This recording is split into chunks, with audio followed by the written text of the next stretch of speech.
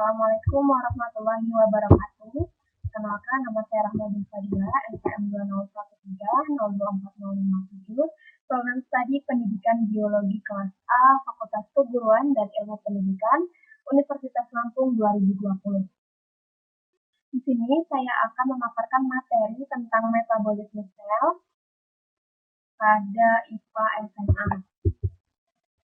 Sebelumnya, saya akan menjelaskan tujuan pembelajarannya, yaitu mendeskripsikan pengertian metabolisme dan menyebutkan fungsi enzim dalam peristiwa metabolisme. Kemudian menyebutkan ciri-ciri enzim, menyebutkan faktor-faktor kerja enzim, menjelaskan perbedaan respirasi aerob dan anaerob, menjelaskan tentang reaksi gelap dan terang dalam fotosintesis. Adapun peta konsepnya yaitu sebagai berikut: metabolisme dibagi menjadi anabolisme dan katabolisme.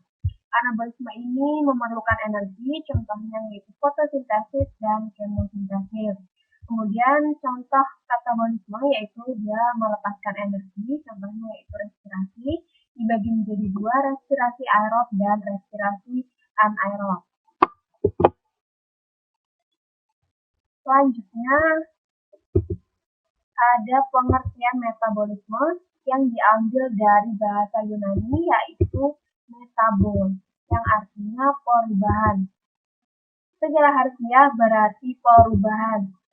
Jalur metabolisme yaitu ada katabolisme dan anabolisme. Katabolisme merombak molekul-molekul kompleks menjadi molekul yang sederhana. Anabolisme yaitu membangun molekul kompleks dari molekul-molekul sederhana.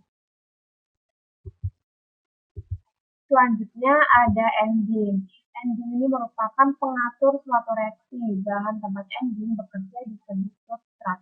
Contoh reaksinya enzim ya. Enzim ini sangat berperan penting dalam fotosintesis. Struktur enzim ada pada enzim lengkap atau holoenzim itu ada dua bagian. Yang pertama bagian protein atau apoenzim tersusun atas asam amino bersifat labil, misalnya karena suhu dan keasaman. Kemudian ada gugus prostetik atau gugusan yang aktif, berasal dari molekul anorganik, misalnya Fe, Cu, dan Zn. Berasal dari senyawa kompleks, misalnya NADH, FADH, dan tiamin. Selanjutnya ada ciri-ciri enzim. Ya, banyak sekali. Di sini saya sebutkan 7. Yang pertama sebagai biokatalisator, bekerja secara khusus, dapat digunakan berulang kali, rusak oleh panas, tidak ikut bereaksi, kerjanya dipengaruhi faktor lingkungan, bekerja dapat balik. Selanjutnya ada mekanisme kerja enzim. Di sini ada dua teori ya. Yang pertama teori gembok anak kunci atau Lock-and Key, yaitu sisi aktif enzim mempunyai bentuk tertentu yang hanya sesuai untuk satu jenis substrat saja. Nah, seperti ini gambarnya. Nah, di sini enzim ini pada teori gembok anak kunci atau Lock-and Key ini, enzim diumpamakan sebagai gembok karena memiliki sebuah bagian kecil yang dapat berikatan dengan substrat. Nah, bagian ini disebut sisi aktif enzim. Sementara itu, substrat pada teori Lock-and Key ini diumpamakan sebagai kunci dari gembok ini, dari enzim, karena dapat berikatan secara pas dengan sisi aktif enzim. Selanjutnya ada teori industrit, yaitu sisi aktif enzim bersifat fleksibel dalam menyesuaikan struktur sesuai dengan struktur substrat. Nah, seperti ini gambarnya. Teori ini menjelaskan bahwa sisi aktif enzim dapat berubah bentuk dengan substratnya. Jadi, enzim ini dapat menyesuaikan bentuk atau ukuran substratnya. Ya, kita lanjut ke inhibitor. Inhibitor itu apa sih? Inhibitor itu zat yang dapat menghambat kerja enzim. Apa aja sih zat yang dapat menghambat kerja enzim? Nah, berdasarkan sifatnya itu ada inhibitor reversibel dan inhibitor irreversibel. Inhibitor reversibel itu tidak berikatan kuat dengan enzim. Nah, sedangkan inhibitor irreversibel itu sisi aktif enzim secara kuat sehingga tidak dapat terlepas. Kemudian inhibitor irreversibel tentunya dia tidak dapat kembali seperti semula. Reversibel dapat kembali seperti itu. Selanjutnya ada katabolisme. Apa sih katabolisme itu? Katabolisme itu reaksi penguraian senyawa yang kompleks menjadi senyawa yang lebih sederhana dengan bantuan enzim. Nah, katabolisme ini menghasilkan energi. Contohnya respirasi. Respirasi itu proses penguraian bahan makanan yang menghasilkan energi. Nah, respirasi itu ada respirasi aerob dan anaerob, di mana aerob ini menggunakan O2 bebas untuk mendapatkan energi dan anaerob ini tidak menggunakan O2. Nah, selanjutnya ini ada katabolisme karbohidrat. Contohnya itu respirasi dengan glukosa sebagai bahan baku yang diuraikan menjadi CO2 dan H2O serta menghasilkan energi. Nah, di sini ada peristiwa pemecahan glukosa yaitu tahapnya glikolisis, dekarboksilasi oksidatif, siklus Krebs, dan transport elektron. Nah, ini dia gambar respirasi aerob ya. Di sini glikolisis, pada tahap glikolisis itu glukosa, di tahap ini glukosa dipecah menjadi pirfat atau C3. Jadi pada tahap glikolisis ini terjadi pengubahan glukosa atau C6 menjadi pirufat atau C3. Selanjutnya, pengubahan asam pirufat tadi akan diteruskan ke tahap selanjutnya yaitu dekarboksilasi oksidatif. Di sini pengubahan asam pirufat atau C3 ini tadi menjadi 2-asetil-CoA, 2-NADH dan 2-CO2-. Kemudian tahap dekarboksilasi oksidatif ini terjadi di mitokondria, sedangkan glikolisis ini tadi di sitoplasma ya. Kemudian tahap selanjutnya yaitu reaksi penyatuan asetil-CoA yang ini tadi dengan asam oksaloasetat ya di siklus Krebs. Jadi tahap ketiganya ada di siklus Krebs di mana menghasilkan CoA, 6NADH, 2FADH2 dan 4CO2-. Kemudian siklus Krebs ini masih berlangsung di dalam mitokondria. Selanjutnya tahap transport elektron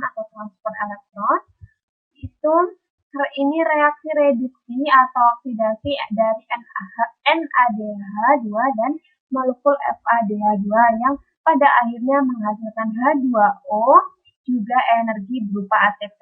Jadi dari sini dia masuk ke transport elektron. Dari glikolisis itu juga diangkat melalui NADH menuju ke transport elektron dan menghasilkan berupa ATP.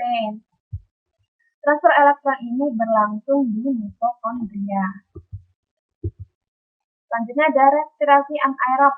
Respirasi anaerob itu reaksi pemecahan karbohidrat untuk mendapatkan energi tanpa menggunakan O2. Ya, persamaannya ini. Kemudian respirasi anaerob itu tidak memerlukan O2, menggunakan asam pirufat sebagai pengikat H, menghasilkan asam laktat, hanya menghasilkan 2 molekul ATP. Tahap reaksinya lebih sederhana dari respirasi aerob. Baik, selanjutnya ke proses fermentasi. Fermentasi ini termasuk respirasi anaerob. Seringkali diistilahkan proses penguraian zat oleh mikroorganisme pengurai menggunakan enzim yang ada di dalam sel. Ya, ini fermentasi itu ada 2 ya, alkohol dan asam laktat. Di mana fermentasi alkohol ini glukosa dipecah menjadi asam pirufat, kemudian CO2 dan hasilnya itu alkohol plus 2 ATP. Sementara pada fermentasi asam laktat, glukosa dipecah menjadi asam pirufat, kemudian hasilnya yaitu asam laktat plus 2 ATP. Ya, selanjutnya ada anabolisme. Nah, anabolisme ini reaksi penyusunan zat yang berlangsung di dalam sel. Contohnya itu ada anabolisme karbohidrat. Nah, contohnya lagi anabolisme karbohidrat itu ada fotosintesis.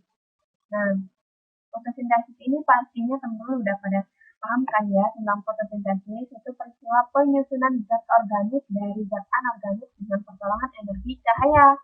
Nah, proses fotosintesis ini bertujuan memecah gula menjadi CO2, H2O, dan energi. Fotosintesis ini terjadi di dalam kloroplas. Reaksi sederhananya pasti sudah di luar kepala adanya. Selanjutnya ada percobaan tentang fotosintesis. Di sini ada beberapa tokoh. Yang pertama ada John Ingenhousz, di mana ia menggunakan hidrilat versicolata dan hasilnya itu fotosintesis menghasilkan O2. Kemudian ada Theodor Wilhelm Eijkman, itu dia menggunakan alga Spirogyra.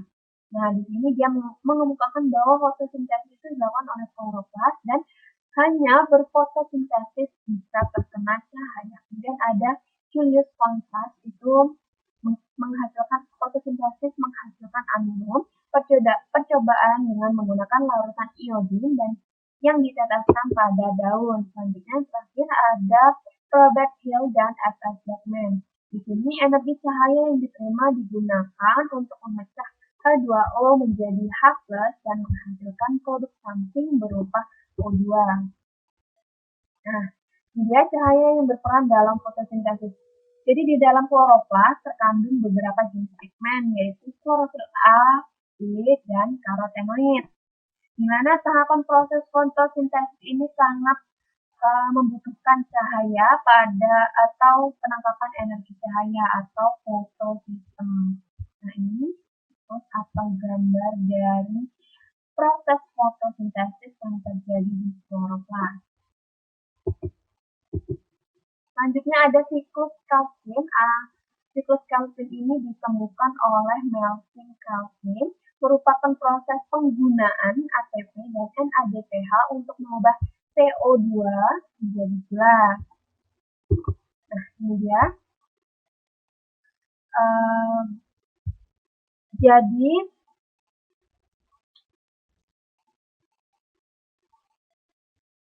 Jadi siklus Calvin ini terjadi dalam 3 tahapan. Yang pertama yaitu tahap fiksasi atau carbon fixation ini ya. Yaitu 3CO2 ini akan berikatan dengan Ru3 senyawa yaitu RuBP. Kemudian di sini enzim Rubisco ini sangat membantu untuk mengkatalis atau dibantu dengan enzim Rubisco. Kemudian Rubisco itu apa sih? Rubisco itu protein yang sangat banyak di dalam kloroplas. Selanjutnya di sini akan menghasilkan 3 fosfogliserat atau 3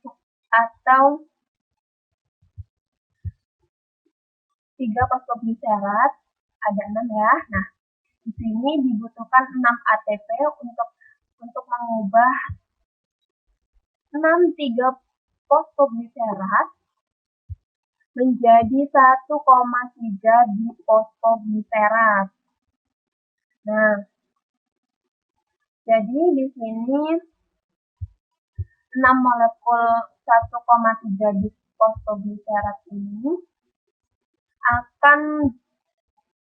selanjutnya akan mengalami reduksi oleh NADPH sehingga menghasilkan 6 molekul glyceradenit 3-fosfat atau G3P. Ya, G3P ini pada fase pengubahan 1,3 difosfogliserat ini dibutuhkan 6 NADPH yang akan diubah menjadi 6 NADP+, dan pada tahap ini fosfat akan terlepas sehingga menghasilkan molekul G3P ini ya, menjadi O2. Jadi setiap molekul CO2 yang melakukan siklus ini akan membentuk 6 molekul senyawa G3P, tapi hanya 1 G3P yang dihitung sebagai hasil produk bersihnya. Nah, ini ya, hasil produk bersihnya itu berupa gula atau glukosa atau organik lain ya, komponen organik lain. Dari 3 menjadi 1. Selanjutnya dari 6 diambil 1 berarti kan sisa 5 ya. Sisanya ini dari G3P ini akan dilanjutkan untuk menyelesaikan siklus Kelvin ini ya, dimana pada tahap terakhir yaitu regenerasi RUBP, di mana 5 buah G3P akan dikonversi menjadi 3 buah RUBP kembali melalui sebuah reaksi yang melibatkan fosforilasi ATP sebanyak 3 buah. Sehingga 3 ATP ini akan membentuk 3 buah ADP. Jadi untuk menghasilkan satu molekul G3P, siklus Kelvin membutuhkan total 9 buah ATP. Nah, ini kan 6 ya, 6 ATP ditambah 3 ATP, jadi membutuhkan 9 buah ATP dan 6 buah molekul NADP ini ya, 6 buah NADP.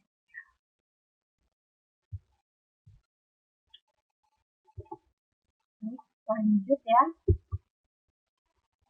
Nah, yang terakhir ini ada kemosintesis. Kemosintesis itu penyusunan bahan organik dengan menggunakan energi dari pemecahan senyawa kimia. Energi yang dihasilkan lebih kecil dibandingkan dengan menggunakan energi cahaya. Contohnya yaitu bakteri nitrobakter dengan reaksi CaNO2+, O2 menjadi CaNO3+. Nah, ini dia tabel perbedaan anabolisme dan katabolisme. Di sini terdapat nama lain dari katabolisme, yaitu disimilasi atau penguraian, sedangkan nama lain dari anabolisme itu asimilasi atau pembentukan ya. Ciri-ciri dari katabolisme itu reaksi yang menghasilkan ATP. Kemudian anabolisme itu reaksi yang membutuhkan ATP. Contohnya yaitu katabolisme itu respirasi aerob dan respirasi anaerob. Kemudian contoh reaksi pada anabolisme itu fotosintesis dan kemosintesis. Nah, sekian video pembelajaran materi tentang metabolisme sel dari saya. Kurang lebihnya saya mohon maaf. Saya akhiri. Wassalamualaikum warahmatullahi wabarakatuh.